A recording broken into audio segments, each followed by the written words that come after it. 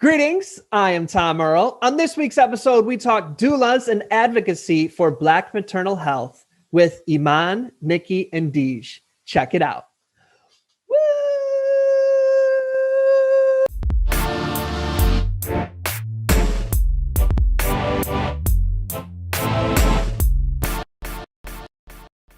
Greetings, I am Tom Earl, and this is my year of depth. We know you could be anywhere, so the fact that you are here today sharing your greatest gifts, your time and energy, means the world to me. I hope you know that in this moment you are valued, you are loved, and you are appreciated just as you are. As you can see, I am not alone. I have three amazing guests joining me today. They go by the names of Iman Seraaj, Nicky Dawkins, and Deej. What's going on, y'all? How's everybody doing today? Awesome. Good, thank you. Hey, I am so honored to have everybody here. Really looking forward to the conversation we're going to have. So just want to start off the gate with gratitude. So thank you so much. So who would like to be bold and go first and share with the GOAT folks listening about yourself, anything you want to share, anything you want to go into in the intro land? Who would like to get us started? So, hey everyone, my name is Deej. Like he said, I am a 26-year-old mother of three. I'm from Philadelphia, PA. I am a certified doula. I've been a doula for 3 years now.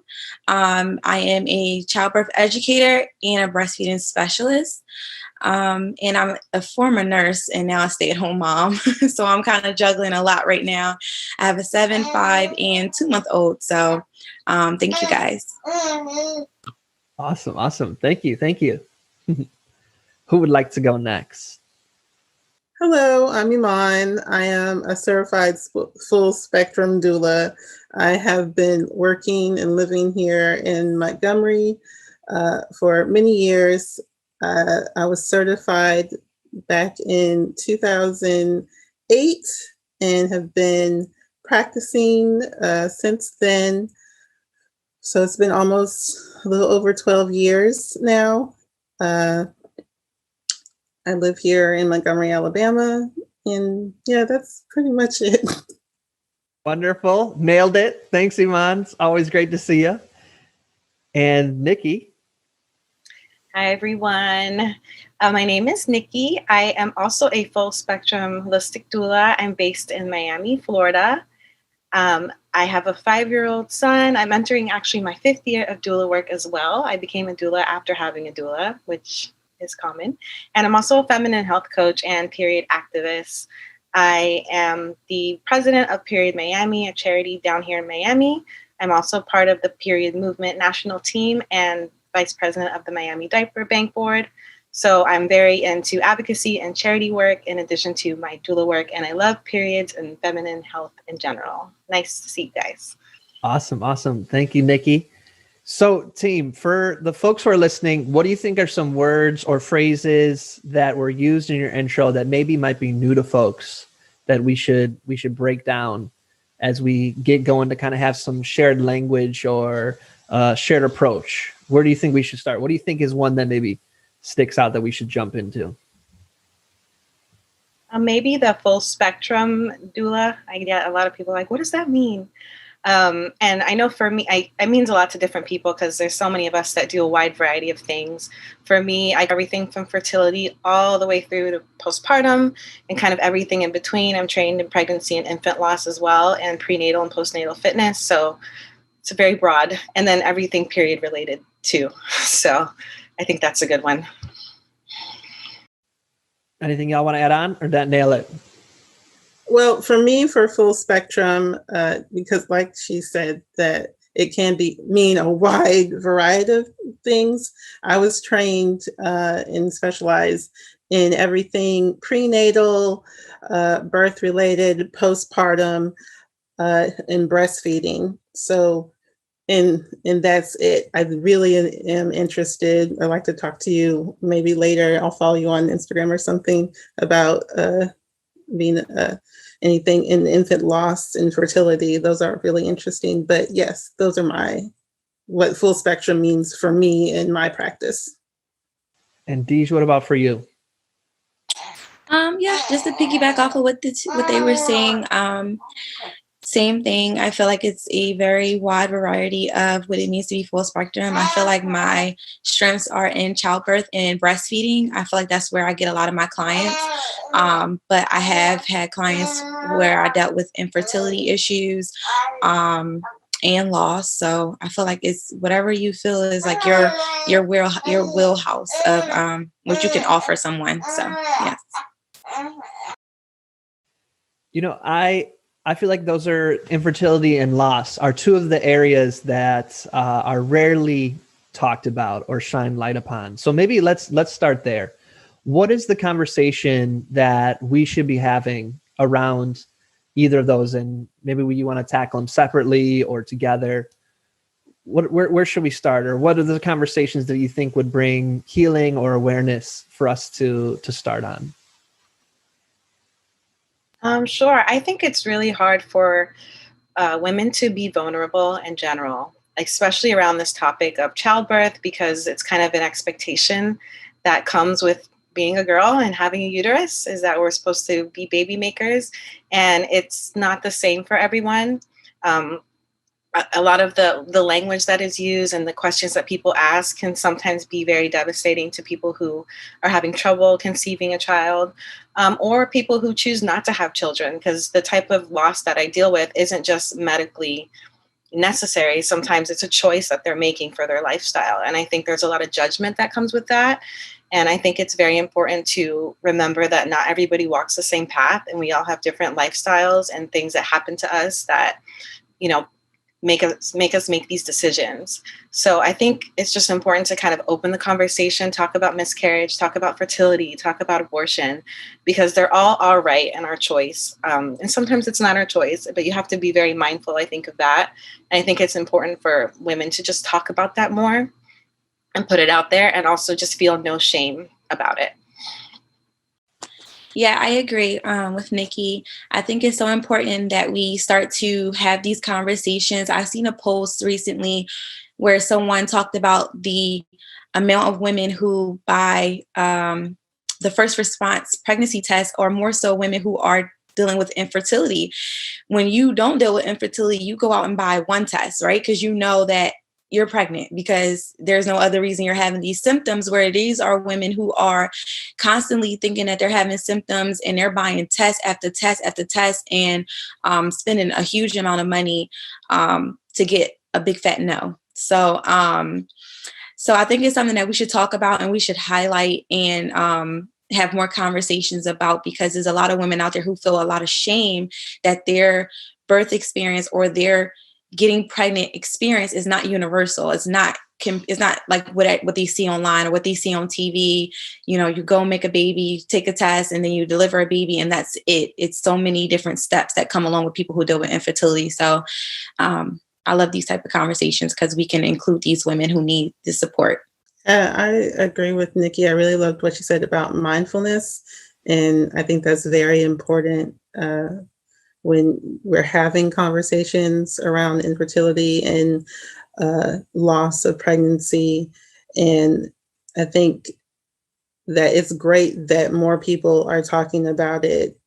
So many women deal with a miscarriage, and we don't often talk about it until after the fact. And I think that now more women are speaking up. And even if you want to, add in celebrities into that conversation, and it's making more women brave enough to tell their stories. And I think that's really powerful. A word I was hearing a theme through was the shame or maybe secrecy or maybe even aloneness around infertility or loss. What do you think is the step or advice or insight that you'd share with somebody who maybe is feeling shame, or that this is something that they can't speak about to anybody? What would you want to share with them? Maybe if they're listening or they know somebody who they might want to share this with. I think It's very dependent on the person. Sometimes the shame that we experience comes from family, it comes from friends, it might come from our culture, it might come from religion. There's so many different things that can cause us to feel shame. So I think it's really important for people to just know there's people like us out there. There's doulas. So maybe if somebody's not in your immediate circle, that there are people that you can reach out to, not just doulas, but therapists and, all kinds of advisors like that are outside sources. I know that it's not, even within our world, I feel like loss and fertility is not always something that we bring up. And I think it's important that we have that service out there more as well, so people can take advantage of that and get the help that they need. Yeah, and I would just tell them that it's normal. What you're feeling is not something that I want you to feel is something you need to be ashamed of. We all experience things when it comes to childbirth, pregnancy, bringing a baby into this world. So the emotions that you're feeling, don't shun those feelings. Don't turn away from those feelings. It is okay to feel how you feel about wanting to have a child and experience being a mother and a parent. So I just always try to celebrate people in their mental, that it's okay. Like, go into those feelings and express those feelings. If you want to write it down in a journal, if you want to talk to someone, if you want to find a support group, do the things that you need so that way you can feel okay about how you're feeling, because it is very common. I second what Deej said, especially when you think about how common miscarriage is. Been, like we've all said, that people aren't really talking about it. So when we do talk about it, you realize that you're not alone in how you're feeling, and that you're not alone in your experience. So often we want to sugarcoat everything with the positive and beautiful side of birth, and here's our babies, and here's our pregnant and beautiful bellies, and all of those things are wonderful. And then people think that they can't share the sorrow that they have. And so it's important to show the whole full spectrum of it. Well, we've got a chance to hear from each of you, and we know your specialties. Is there anyone here that's curious to ask another guest a question from something you've heard or hearing about your specialty? Just want to give space if y'all had a question for each other that you wanted to drop in. Well, I am interested in being like with infant loss and being a doula for women who've lost a child or are experiencing losing a child. I know for me personally, it's a fear of mine, and I only can, by the grace of God, I haven't had a client yet who's lost a child. Usually women come to me after they've experienced a loss and maybe they're pregnant again. So, but it is, and I do want to get over that fear, because I know it's just a personal fear of confronting someone who's had a deep loss. And even though I've experienced that myself and I know how I felt, and sometimes whatever anyone said didn't really help me. So, and then I wouldn't want to take that to another woman. So I really am interested in that, Nikki. If you could talk about that. Sure. No problem. I mean, what you said is exactly right. A lot of times when people have a loss, people do tend to say kind of the wrong things. And maybe we feel like we're saying the right thing, but it's not exactly what the person wants to hear. And I think, kind of to what Deej said, is we really have to allow them to live in that space of sorrow. Saying things like, oh, you can have another baby, or, oh, it's going to be okay. Sometimes it's okay to be like, it is not okay. And the way you are allowed to feel the way that you feel, and more in this loss. And you kind of just have to guide them along through the sorrow and really hold their hand, which I feel like most doulas are very empathetic, and that it can be really challenging, because you really feel, especially I think we're all moms here, I've never experienced a loss, but I'm pretty good at putting myself in other people's shoes. And I know, how would I feel if this were me, and what would I want people to say to me and not say to me? And sometimes as a loss doula, silence is golden. Sometimes not even saying anything is so helpful. Just having your presence is very powerful for people. Holding hands, giving a hug. and just breathing with them, which I end up doing a lot. I'm like, let's just not do anything and just be in each other's space. And if you feel like talking, you say something.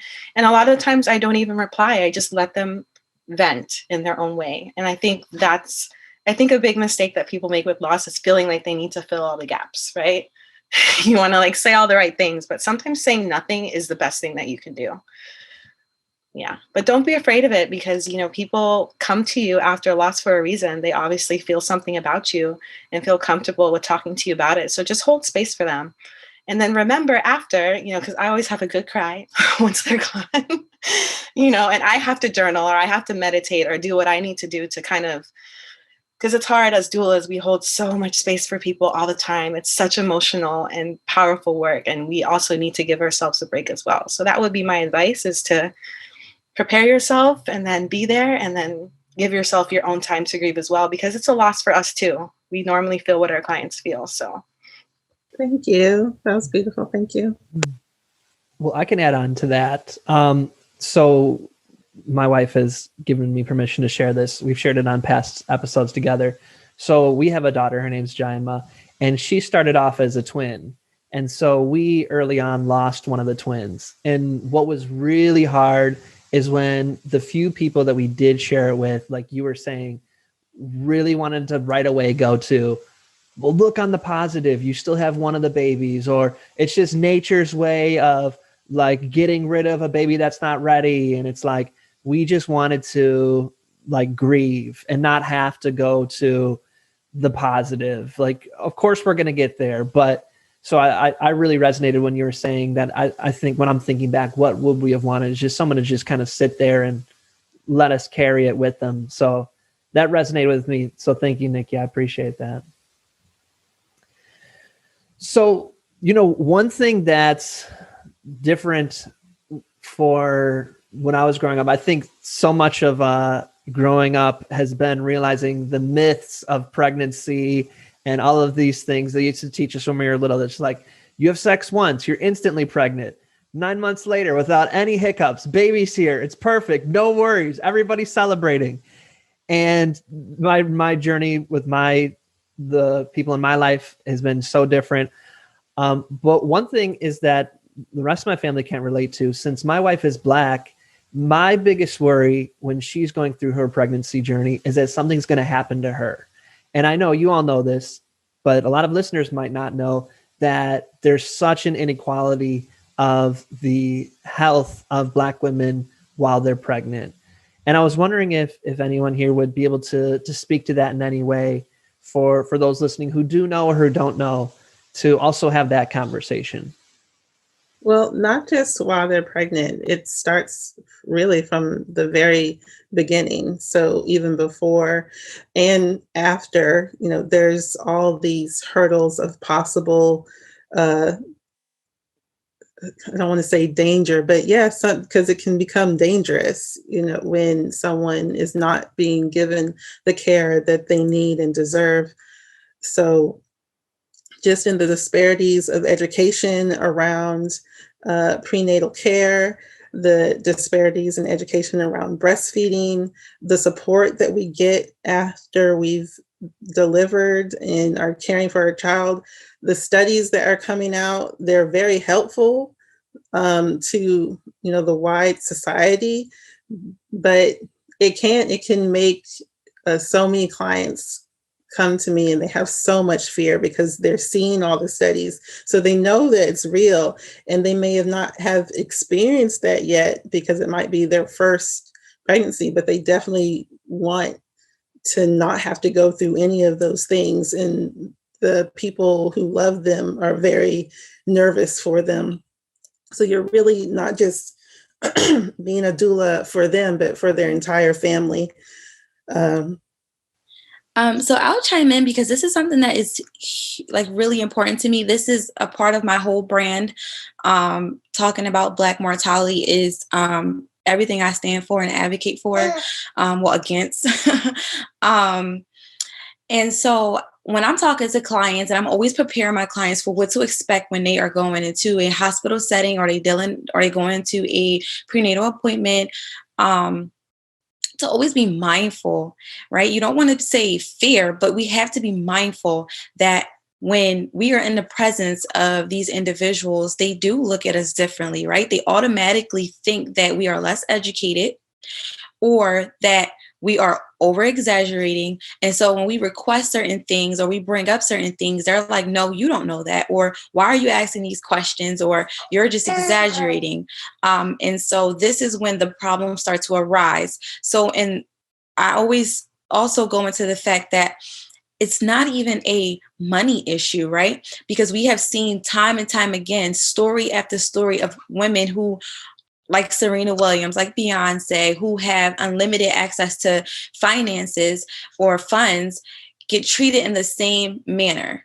So why is that? Because there is implicit bias. So in the healthcare system, right? And even if they say, oh, I took an oath to treat everyone equally and fairly, it's still there.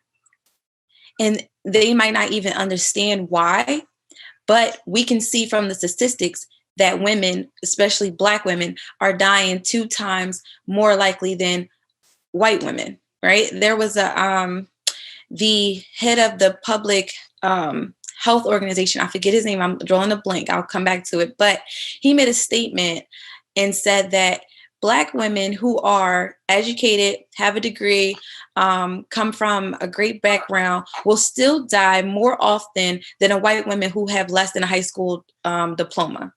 So if that doesn't tell you something right there, that change needs to happen, then I don't know what will. And there are plenty of stories. I have a list of women that I always give out to my clients and say, hey, research these women. These are women who actually passed away following the delivery of their child. And the one that's always at the top is Kara Johnson. She's literally always at the top of my list. She went in for a routine C-section for her second child. Her husband and her were complaining after the delivery that she was feeling fatigued, and she was in a lot of pain following her C-section. And the doctors just kept telling her that this is normal. And she's telling them, no, this is my second child. I dealt with this before, and this is not normal, what I'm feeling. And one of the doctors looked her husband in the face and said, your wife is not a priority right now. And by the time they got to Kiara, she had bled out. So this is something that I'm always talking to my clients about, especially women of color, that we have to get the resources and the education we need when we are going into these facilities and we're trusting these people to treat us equally. I will second what you say, and that was really well said, Deej. I totally agree with you. I think it is partly us not being educated, but I think the deeper issue is the healthcare system in general and what they're taught. They're not really taught where this is coming from. Because if you do, there's some books and some reading that that are out there, some great ones, Medical Apartheid, Killing the Black Body, a lot of really great titles that go into the history of where this mentality of thinking that we're stronger or that, you know, we can take pain better comes from that. And I think it's really implementing that education into those medical professionals' schooling that is going to change this. Because we, like she said, you could be the most educated person. And it's the same with birth. I have moms and I send them off and they know everything and will still get mistreated and overlooked. So the real problem is the healthcare workers and the people that are in that system and trained in that system.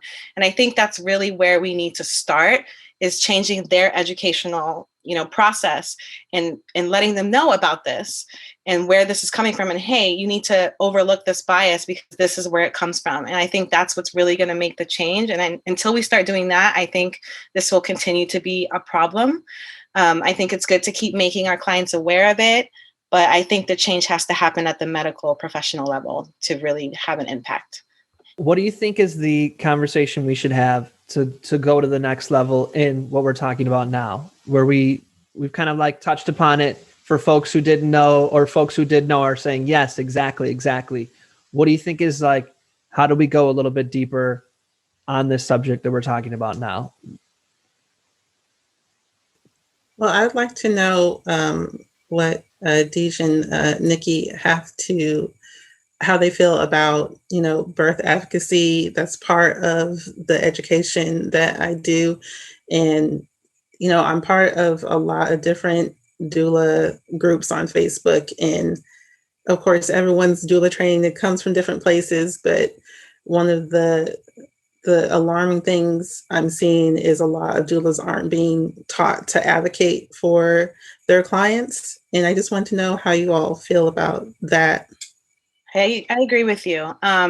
I know for my doula training, and the reason I trained with who I did was because I've always just been an activist. I was already working in that field, and I really wanted that background of advocacy as part of my doula training. So I do agree with you. I think, and I've spoken with some other doula organizations about implementing this training into their work, and also certain certifications that you can get. Like, for example, the prenatal fitness I did was with Fit for Birth, and this was something they completely skimmed over, and I had to bring it up to them. So I think it's kind of our job as well, when we see this happening, to be like, hey, just so you know, this is something that you should include in your program, and make these doulas aware that they need to advocate, and these are the reasons why. But I think that's a really good point. There's so many different doula trainings out there, and some of them really don't focus on this part. And I think for me, that's the main passion of the job, is the advocacy part, and making sure that our moms get the birth that they're looking for, regardless of their color. They should all be treated the same, no matter what their background is. So I think that is another thing, just on the same level of being an educated birth worker, is addressing the actual education that we're getting from these different programs. But whenever I have a doula that is looking for a mentor or wants to become a doula, that's the kind of the first thing I say is, well, find somebody that is going to teach you about the advocacy part, because that's really your main job, So I think that's a really good point and a good question. Did you want to add on to your question, Iman? Did you want to add, your own thoughts on it? Well, no, I agree totally. That's why I wanted to get other thoughts, because, I see posts and I think right away, okay, well, what would I have done in that situation? Where's the advocacy? I don't see the advocacy happening within this story, where things could have really changed. And I just, it is alarming. And I think what it stems from is a naivety that people think everyone's getting the same quality of care. And of course, as Black women, we know that's not true, especially for just dealing with our own clients and maybe our own experiences, and learning how to advocate for yourself, to as a doula, to advocate for your clients and their families. I think it's very crucial, and it can be life-saving.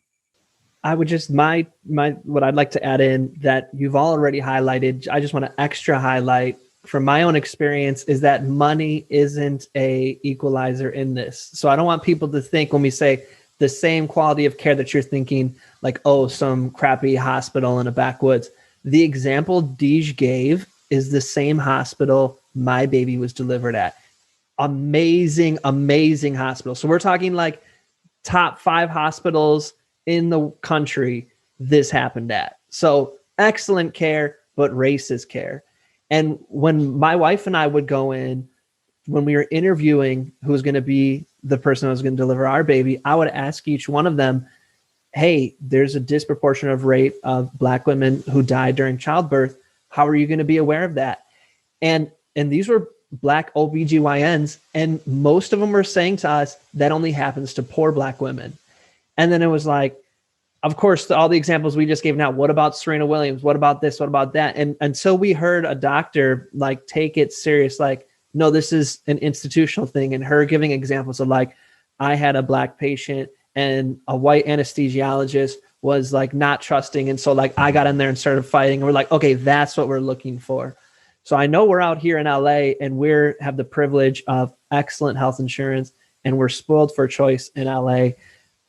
So I guess, so for people who are listening to that and saying like, Tom, I don't have the option to interview 4 or 5 different Black OBGYNs in my community. I don't have all that choice. There's like, what would y'all be advice to people who are feeling like, I don't have the options that you're talking about, Tom, to even try to select somebody? What would you say? What could they do?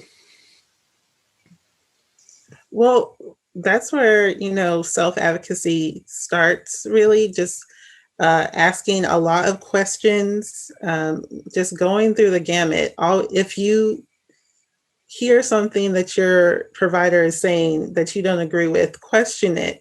And then maybe you can get them on your side, or at least have a doula, or have whoever your partner is going to be always be with you when you're going to visits, and backing you and being able to back you up. So really having that second layer of advocacy, and someone who can protect you or help you remember the questions that you wanted to ask. It really just depends on what they're saying. Like you said, you had doctors telling you that it wasn't a thing, or it was only happening to poor Black women, and confront them with that. Say, well, okay, well, here's the evidence that that's not true. And if you don't have any other choice but to use that provider based on, your insurance or whatever, or location, then just always make note of it. Tell them, like, well, I want you to make note of that this is what you said. Keep your own notes, and just really be diligent. Mm. Mm. I love what you said too, because I think that location, and again, like, your insurance matters so much. I know so many people who are like, well, this is who I have to go with because this is who my insurance covers, and I cannot afford to pay for this out of pocket, obviously, especially hospital. It's very expensive. But I think what you said is important, is to take notes. I always tell my clients to ask a lot of questions as well. And don't be afraid to ask them questions that maybe might make them feel uncomfortable. Like, what is your C-section rate? Or how many did you do in the last year? What's your average mom look like? Is she Black? Is she white? Like, those are the conversations that we need to be having. And even though they're a little uncomfortable, it is your birth. This is your journey, and it's so important. So I feel like you just kind of, again, have to advocate for yourself and speak up, or have somebody who's willing to do that for you, like a doula, or doesn't even have to be a doula. It might be your sister, your mom, your best friend, your partner, whoever, who can ask those questions. Because I know also from being a patient and as a mom, you also don't want to create a difficult situation for yourself. So it can be tough, because then you end up being looked at as that angry Black mom, or that crazy pregnant lady, and that can create problems for you as well. So sometimes, like she said, having that second layer, or that barrier person to help you out, is really important. And I think coming in with the questions you have in mind and doing it early is really important as well. The sooner the better, because you'd be surprised that sometimes you do have options and you can make changes and you just don't know. And I think as doulas, we're also a resource. And we might know something that you don't. So you might think that you're stuck with this doctor, but maybe we're like, actually, your United Healthcare insurance is, also covers this doctor. So I think it's important to just speak up about these things, because we're so intimidated by this world, and these doctors make us feel so disempowered, that we kind of have to get over that hump. And by doing research, joining groups, and figuring these things out on our own a little bit, and then finding allies who can help us along the way. Yes. And just to piggyback off what Nikki was saying, I always remind people that doctors are in practice. I'm in practice. I'm always learning. So many times I hear people and the way that they talk about the doctors, like it's set in stone what they said.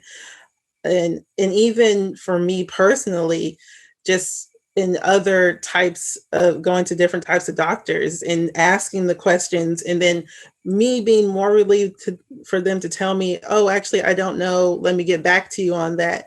I feel more relieved that you don't know and that you're going to get back to me than just telling me anything just because you're a doctor and you think I'm supposed to know everything. So I always remind people of that it's okay to question your doctor, and don't be afraid of that. And for the folks listening to the podcast that can't see us, if you're wondering, why are they ignoring Deej? Deej did not get voted off the island. Her laptop died. She texted me. She's going to try to get back on. So just so y'all aren't worried that we are not giving her a chance to speak or to share her voice. What about for folks who are looking for a doula? What advice would you share with somebody who's like, this is awesome, they answered all my problems as a doula? What next? Interview.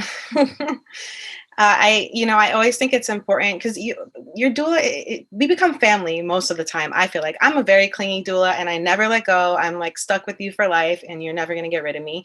So I feel like it's important that you find someone you really vibe with, that really respects your choices that you're going to make for your birth as well, whether you choose to have a C-section or, you know what I mean, you choose to birth at home or in a birthing center, whatever your choices is. I think it's really important that your doula is aligned with you. So I always suggest interviewing at least 2 or 3 more if you need to. Even after somebody has a great interview with me, I'm like, hey, don't be afraid to reach out to other people. You might vibe with somebody better. And I want everyone to have the best birth experience possible. So it doesn't really matter if it's with me or not. If I have a doula sister that does something that I don't do that you're looking for, I will refer you to her. So I think it's really important to keep your options open with doulas because as you guys have heard, we all do different things and some of us have specialties and are better in some areas than others. So decide like what's the most important thing to you within your birth and find somebody who's willing to advocate for you and support you through that. 100% what she said, really. I just sent a list of doulas that I know and trust to another woman who was looking for a doula, and I was like, well, let me send you this list, and if you want a midwife, let me send you to the Alabama Midwives Association website. So really my personal philosophy, because my sister was my first client and the person who inspired me to become a doula, it was really, at first it was just for her, and every client after that, I treat like my sister. I want you to have the most beautiful, wonderful experience that you can possibly have, no matter what type of birth it is that you're having. So, and any good doula feels like that. So vibing with them and aligning with them is very important. So basically everything that Nicky said. Yeah. What are some misconceptions around doulas that y'all want to clear up or annoy you or don't annoy you, but you're like, okay, yes, let me tell you. Doulas aren't midwives. That's go ahead, Iman. You go. I've been going to Well, the thing I get most is thinking doulas and midwives are the same, do the same job, and we do not. Midwives are amazing, so are doulas, but we have very different jobs. Doulas are, no matter if you're a midwife or a doctor or a nurse midwife, we're just there to enhance the experience really for your patient, client. And so we're all a team together, but we do not have the same job. Yeah, I agree. I was going to say, I think a mistake people make is doulas are not clinical or medical professionals. That's not what we are. Again, we are there to enhance the process. I do think that we have a lot of knowledge and we should, and continuing education is definitely a part of our work. We have to always be on top of things, but we are not, we can't give you medical advice. Our job is to present to you all the information that we have and that we know so you can make an informed decision about your birth, period. And that's our job. We might give you information that maybe your OB might not be willing to share with you, or maybe somebody missed out on, like your midwife, your nurse midwife. But our job is just to give you the information so you can make an informed decision about what you want to do. Could you go a little bit deeper into that then? What is the difference between a doula and a midwife? Other than the training that we provide, even though the training I went through had a very midwife feel, and she encouraged us to read books that were about, Black midwives. And so we had to do a lot of training Just when I talk about the training, just compared to other trainings, sometimes people think it's kind of intense, the training that I went through just to be a doula. But really, midwives, really on par with doctors, they go through years of training, and they're medical professionals. So they know techniques that we do not know, even though doulas have a lot of knowledge when it comes to certain medical terminology or issues that come up during your pregnancy and postpartum, and things that we know to look out for, but we will recommend you to talk to your midwife or doctor about them. We're not going to prescribe you anything ourselves or try to diagnose you ourselves. Just to add to that too, I mean, within the birthing process as well, your midwife, your OB is the one that actually gets in there. They deliver the babies, they poke you, they stitch you up if you need to. And we do not do that part. We're there to support you through those processes. Because I do get that a lot too. They're like, oh, so you guys deliver babies? And I'm like, we probably could if we had to, but that's not what we do. So I just want to be clear about that too. So then let's switch hats just a little bit. I'm imagining that some folks listening right now might be doulas themselves. Let's talk about the marketing, the business side of being a doula. How do you find new clients? How do you decide pricing?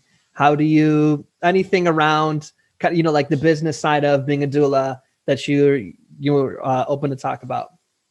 I'll go. Yeah. Geez, I mean, again, I think it depends on what your niche area is or what you cover.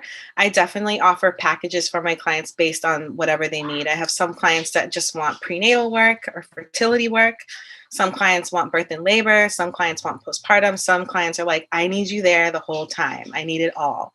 So it really, and then there's a la carte things that we do as well, like breastfeeding counseling or vaginal steaming is something else that I offer, or the prenatal or postnatal fitness sessions. I'll do that individually as well. But I think it just depends on what you're looking for. All of my packages end up being customized, to be honest. I don't really have a set price for anyone. I also have a sliding scale in case there's somebody who, can't afford the higher range of what I'm offering. And then I do a scholarship every year as well for a mom who is in need or that I would like to support. So I think it's important when hiring a doula, you ask all those questions like, hey, what exactly do you offer? Have them put it in writing for you as well. Having contracts is super important to have, especially during COVID now, because a lot of hospitals are not allowing us to be in the hospital room. At least down here in Florida, that's the case. There's very few that are allowing us in. So having those like clauses in your contract, what you can be there for and what you can't, again, that you're not there to diagnose or prescribe any medication, I think is important. And just being transparent as possible about the business side is really very, very important.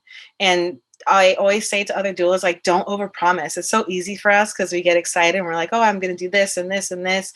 But just make sure that what you can do is within your capacity and that you're taking on an amount of clients that you can actually manage and really be there for, because it's really easy to like overwhelm yourself because we do want to help everyone and take everyone and do all these things for them. So I think it's important to be very mindful of that and just careful about what you're doing. And then having a good network. Like I said, we're a resource. So I think having a strong network is important of birth workers, OBs that you can refer people to, and also holistic practitioners like chiropractors, acupuncturists, massage therapists. I think it's really important to have all that in line as well, so you can offer them to your client if they need them. I hope that wasn't too much. I feel like I rambled on for a while there. No, that was awesome. I'm loving the details. Iman, anything you want to add on?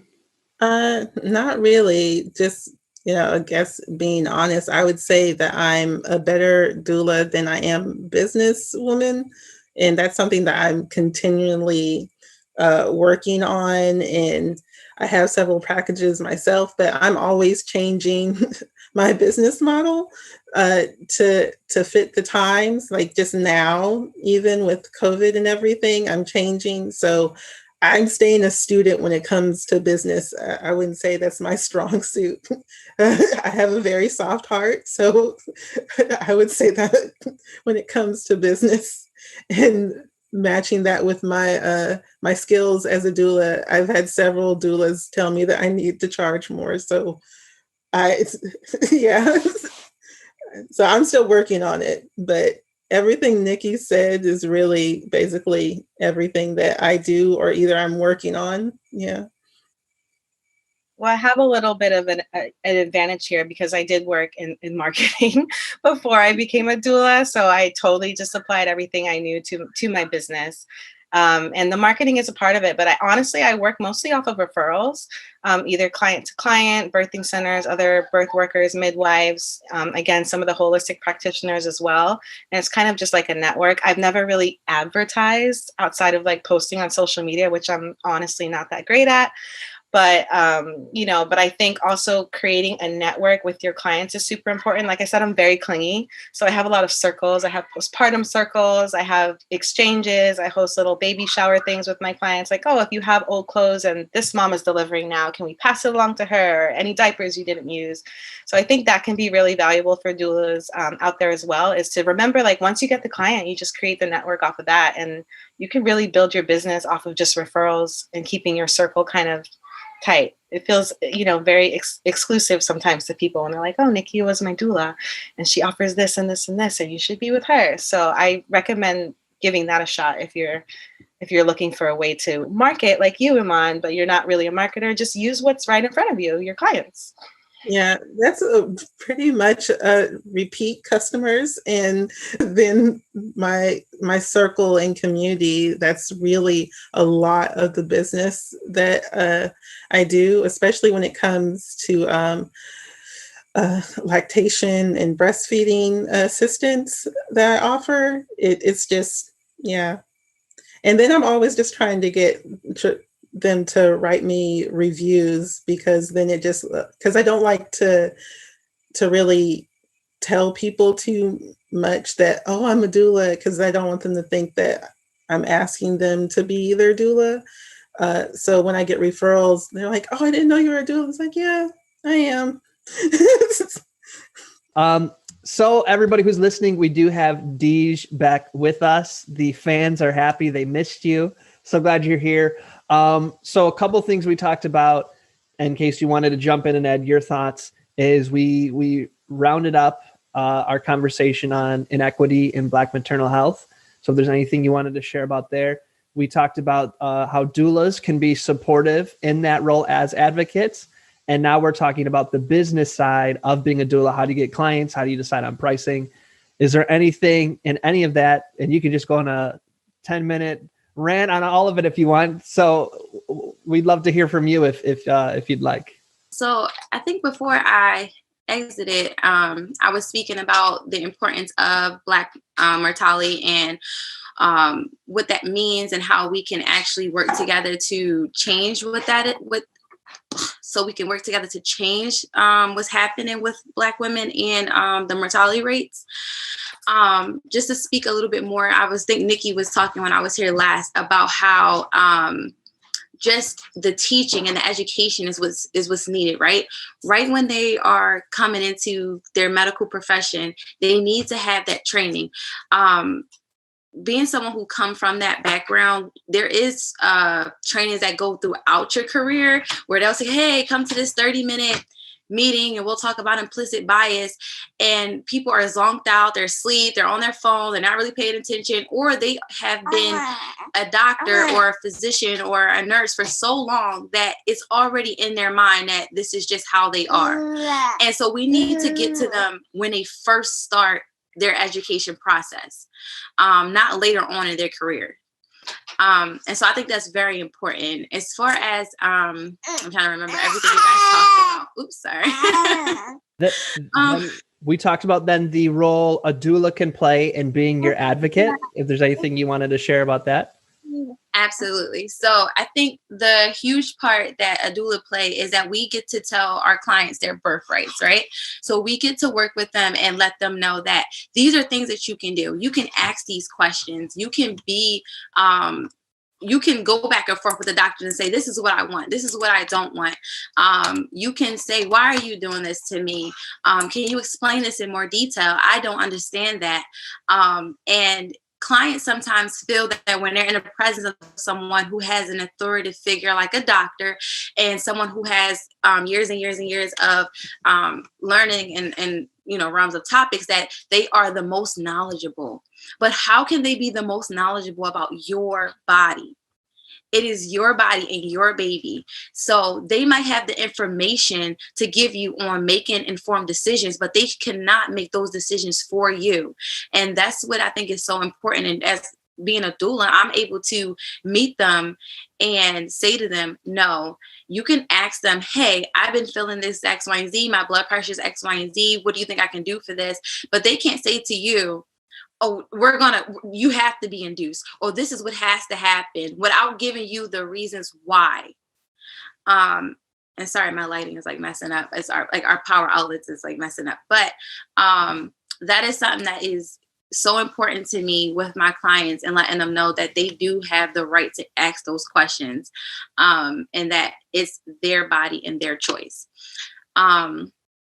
And then just about like meeting clients, I think it's so important. This is something I talk about with my other doula friends, is that especially when you are a woman of color, I feel that there's this disconnect when it comes to getting clientele, right? Because there could be someone who is white, and you guys could go through the same trainings, same program, finish at the same time, and it just seems like they are picking up more clients than you.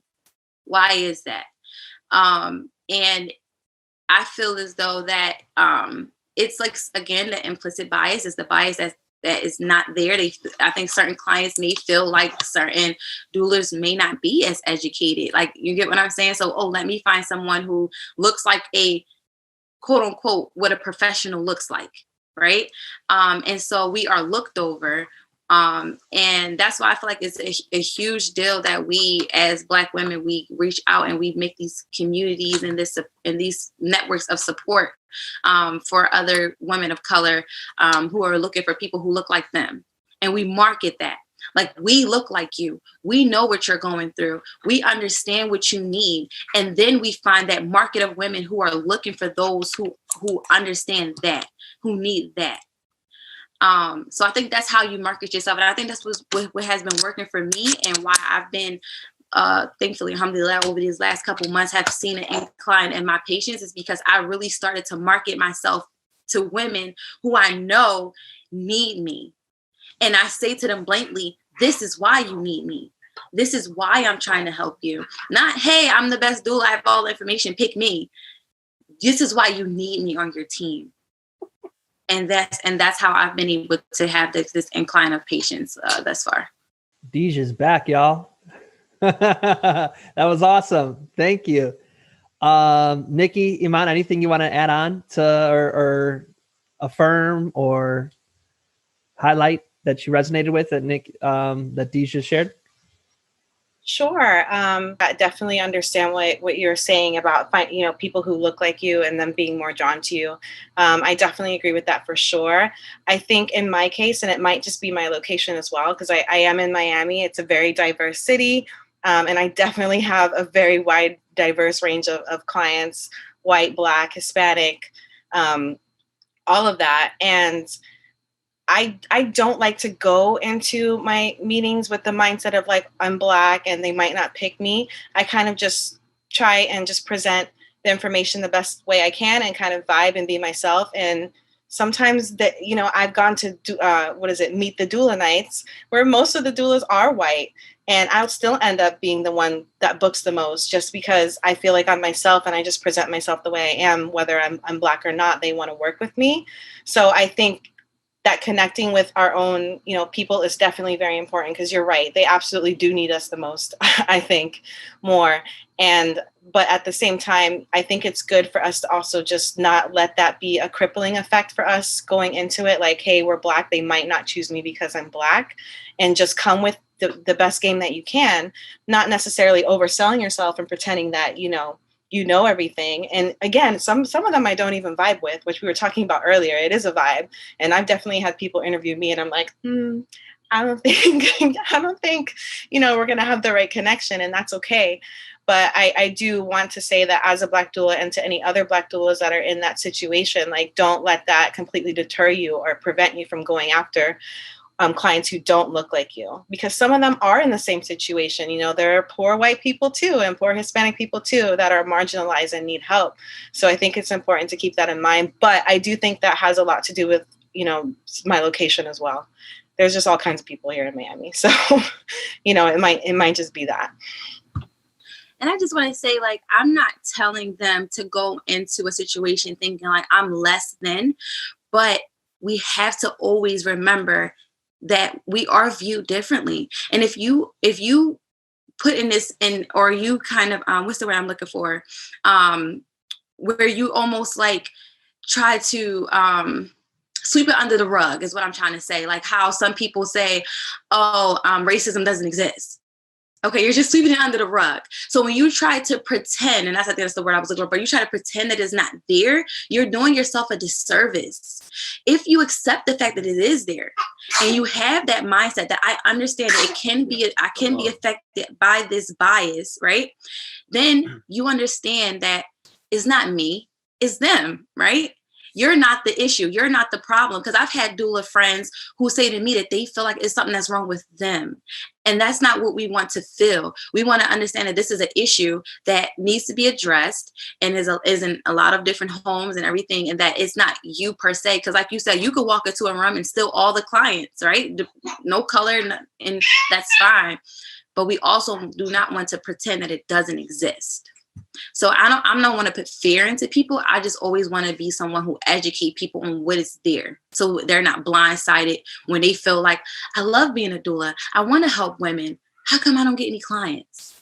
I'm making flyers, I'm putting myself out there. I started a podcast, a YouTube, I got a Clubhouse room, and I'm still not getting the clients. What is the issue? Is it me? No, it's not you. So I just want to put that out there. That's awesome. Team, Iman, go for it. Oh, well, I just wanted to, add on to what she was saying about knowing your birthrights, which is very, very important. Glad you mentioned that. And just another, hot button issue that's been coming up a lot is, medical trauma and medical assault when it comes to birthing people, and your doctor, there's a level of consent that doctors and nurses need to be aware of, and that patients need to be aware of in just when it comes to your birthrights. And so I think that's also something that just needs to be just talked about more. Yeah, I agree. Just to speak on that a little bit, I had a client who said when she was in labor that the doctor came in and didn't explain anything that was being done, but told her to lay on her back and proceeded to do a cervical check. And she felt very violated. And this is something that I hear all the time. And in that moment, she froze up. She knew that she didn't want this to happen in that moment, but she froze up and she allowed it to happen. And I hear this all the time, that we feel like this person has the authority. They're there to help me and my baby. So let me just let them do whatever they want to do to me. And it's like, that's not informed consent. You didn't tell me what you were doing to me. You didn't ask me if it was okay to do it. You didn't explain anything.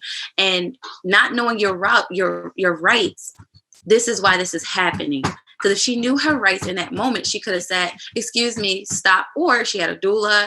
If her partner at the time was educated, they could speak up for her as well, and say, excuse me, she looks like she's in distress. She's having a contraction. She's doing X, Y, and Z.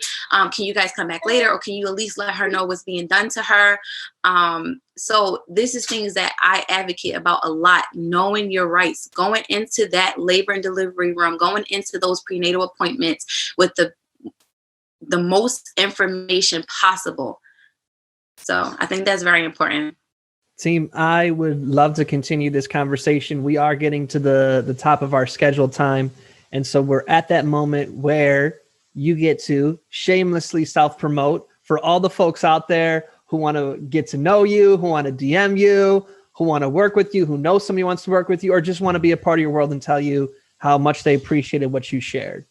So who would like to start with your shameless plug? Where can folks get at you and say you're awesome?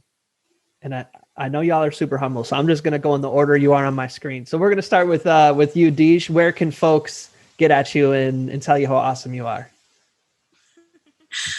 So you guys can follow me on The Nurtured Baby. That's THE.nurtured, NURTUREDBABY on Instagram. I have a website, thenurturedbaby.bigcartel.com.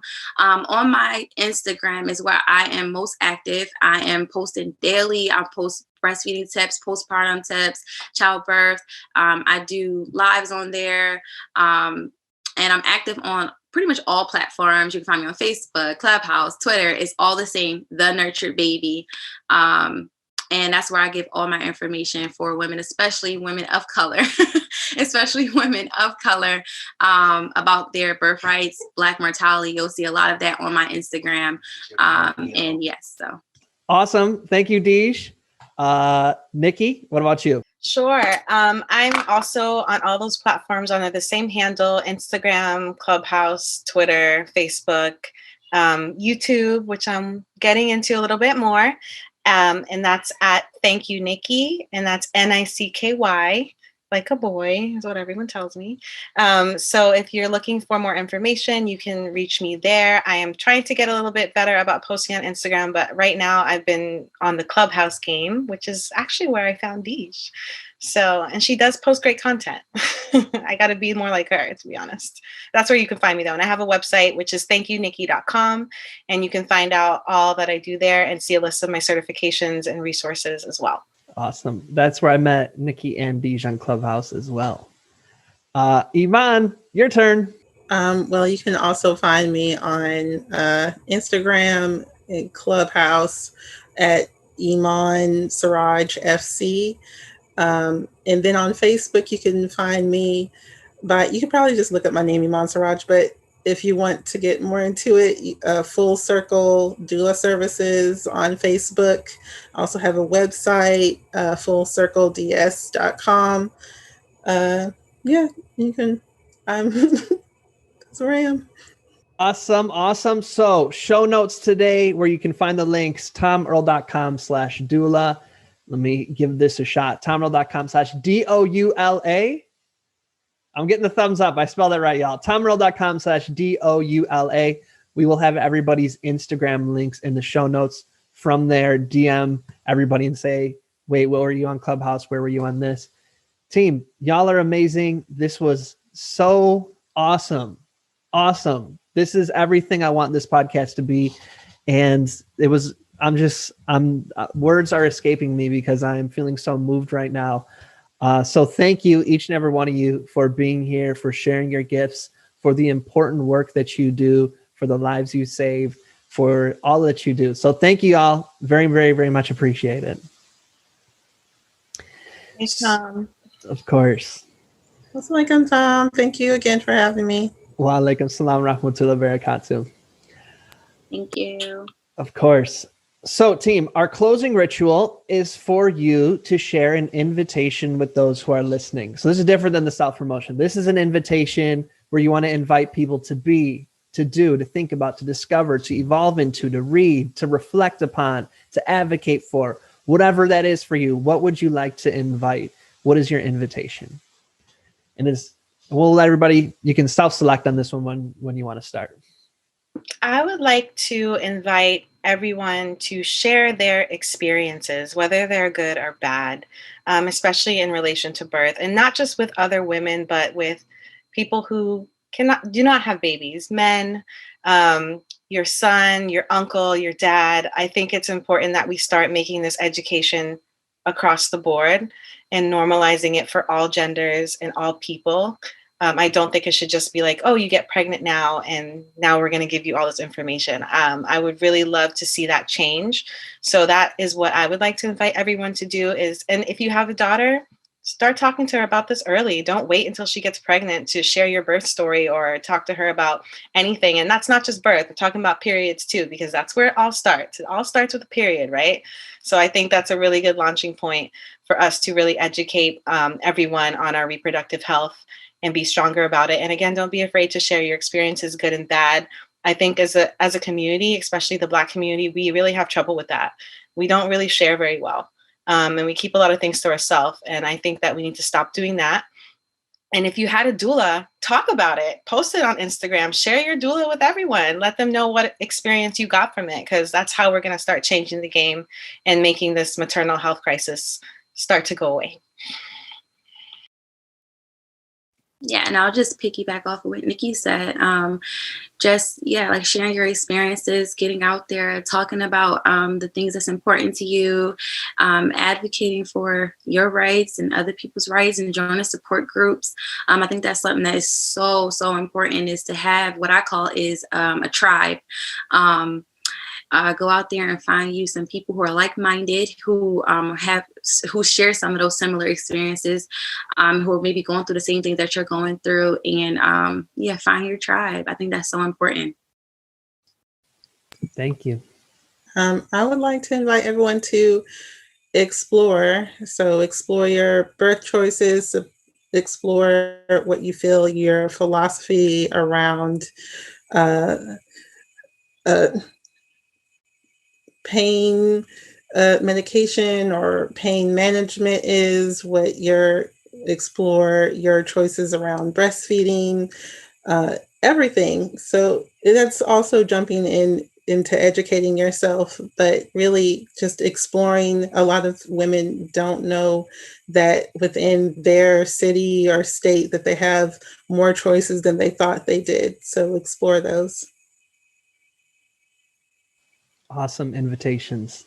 Thank you once again, Iman, Deej, Nikki. I appreciate all you. Thank you. And to all of you who are listening, as always, we're wishing you peace and blessings. Thank you. One more thing. I'd love to continue the conversation. Feel free to join me at tomearl.com/join. Subscribe below, or let's connect on social media. Tom Earl Artist. Thanks again for watching.